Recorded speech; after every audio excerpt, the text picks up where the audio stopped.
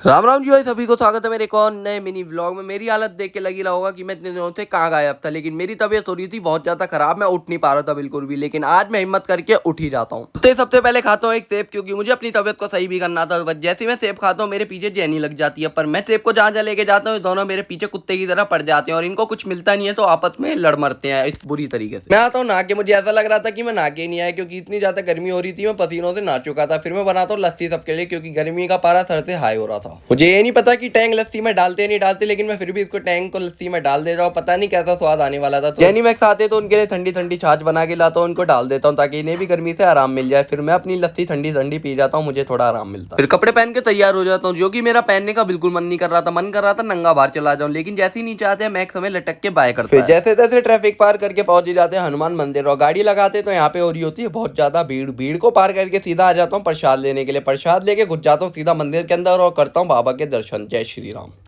दर्शन करके साइड में बैठ जाता हूँ, क्योंकि मुझे पढ़नी होती है हनुमान चालीसा। हनुमान चालीसा पढ़ के एक बार और हाथ जोड़ के मैं आ जाता हूँ बाहर की तरफ। जैसे ही बाहर जाने लगता हूँ इतनी भीड़ होती है, हमें बाहर जाने का रास्ता ही नहीं मिलता, पर जैसे तैसे हम बाहर आ जाते हैं।